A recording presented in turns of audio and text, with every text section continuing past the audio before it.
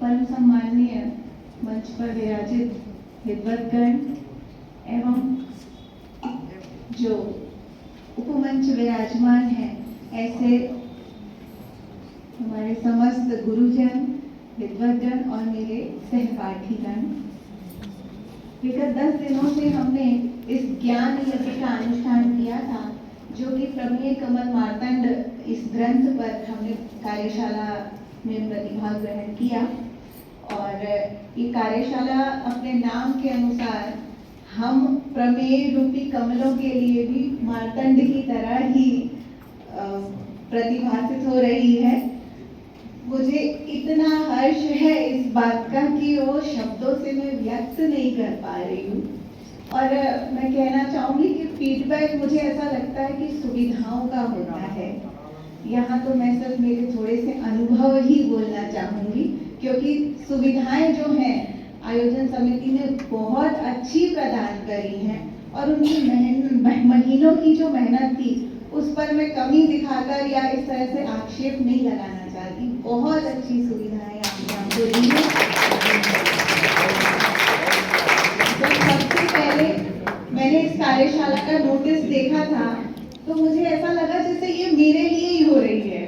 थोड़ा हम स्वार्थी हो जाते हैं, तो हर अच्छी चीज को ऐसा लगता है कि ये शायद मेरे लिए ही आयोजित की गई है, क्योंकि मैं न्याय की विद्यार्थी रही हूँ, जैन न्याय की, और मैं वर्तमान में सहायकाचार्य पद पर कार्यरत हूँ। लेकिन इन विषयों को पढ़ने का हमको सौभाग्य जितने निरंतरता से यहाँ मिला है, शायद उतने हमें अध्ययन काल में भी नहीं मिला। और ये टीका जो हमने बहुत कुछ कोशिश की कि हम शब्द से पढ़ सके, और कहीं बहुत ज़्यादा हम सफल भी हुए इसमें, और इसका मुझे बहुत प्रसन्नता है। बुंदेलखंड में एक कहावत चलती है कि जो गाय होती है, यदि वो महुआ खा लेती है, कुछ एक फल होता है, तो उसको अगर स्वाद चढ़ जाता है तो उसको डंडा भी मारा जाए तो वो उसी की तरफ लपकती है। लपकी गाय, कुछ ऐसा है, पूरी बुंदेलखंडी मुझे भी नहीं आती।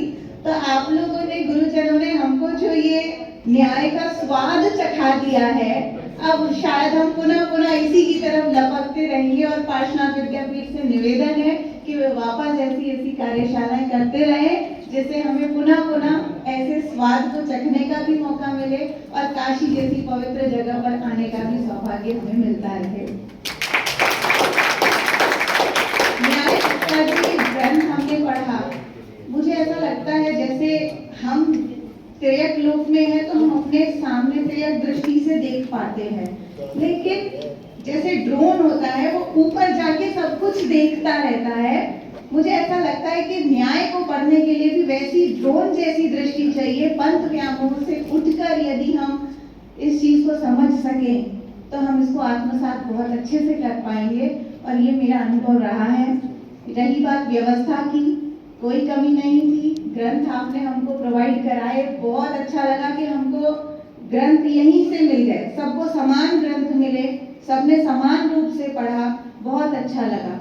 फिर भी ये एक सुविधा अनुसार मैं कहना चाहूंगी कि पुस्तकों का यदि हिंदी अनुवाद भी हमको मिलता, क्योंकि मूल संस्कृत मिला है, मैं पढ़ती हूँ संस्कृत, लेकिन जो संस्कृतेतर छात्र रहते हैं, प्रतिभागी हैं, उनको हिंदी से भी मिलाना आसान होता है।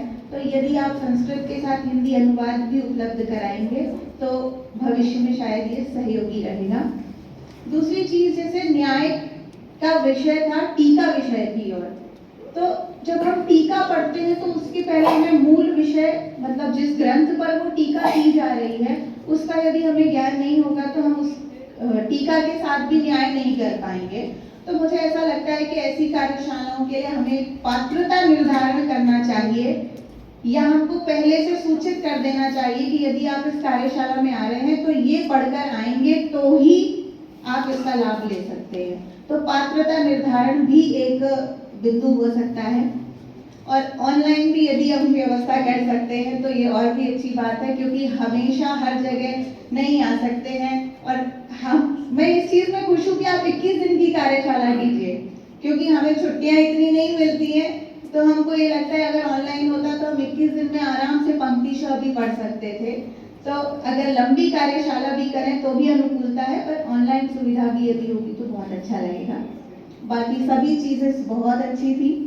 मैं सभी को व्यक्तिगत रूप से धन्यवाद नहीं दे सकती, समय की भी उतनी मर्यादा नहीं है, पर जब एक अक्षर पढ़ाने वाला भी गुरु होता है तो इतना बड़ा विषय पढ़ाने वाले हमारे ये सभी जो गुरुजन बैठे हैं वो तो धन्य हैं, और हम उनसे लाभान्वित हुए तो हमारा तो ये परम परम परम सौभाग्य रहा है कि हमको ऐसे गुरुजन मिले।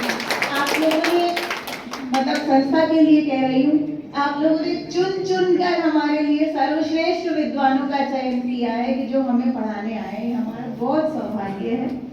डायरेक्टर सर को भी धन्यवाद देना चाहूँगी, और ओपीजी सर को भी, रेखा मैडम को, भोजनशाला के भोजन बनाने वाले को भी, उन्होंने हर अनुकूलता हमें दी। जब हमने कहा हमें भोजन चाहिए, हम रात्रि भोजन नहीं करते तो सूर्यास्त से पूर्व भी भोजन उपलब्ध कराया। इनफैक्ट चौकीदार भैया को भी, कि जो समय से हमको हर चीज में कि अब ये करना है, अब आपको वो करना है, सब तरह से हमारा सहयोग किया है। बहुत प्रेम पूर्वक हमको रखा 10 दिन, इसके लिए बहुत बहुत सभी को धन्यवाद। एक धन्यवाद इसलिए बाकी छोड़ रही हूँ सहपाठी गणों के लिए कि उन्होंने भी, क्योंकि सहपाठी स्टूडेंट नहीं थे, वो सब भी अपने अपने विषय के विद्वान थे, और आप सभी ने हमको अलग अलग मत, अलग अलग दृष्टियों से समझने में सहायता करी। इसलिए मैं अपने सहपाठियों को भी बहुत बहुत धन्यवाद देना चाहूँगी, और परोक्ष रूप से परिवारजन जिन्होंने इतने दिन कष्ट सह के भी मुझे यहाँ भेज दिया, उन सभी को प्रत्यक्ष परोक्ष सभी ने जिस हिसाब से भी मदद की, उन सभी को बहुत बहुत धन्यवाद। और मेरे किसी प्रकार के कटु व्यवहार से या कुछ शब्दों से, किसी से भी मेरे व्यवहार से, शब्दों से, क्रिया से, किसी भी रूप में किसी को कोई कष्ट पहुंचा हो तो उसके लिए बहुत बहुत क्षमा प्रार्थी हूँ मैं।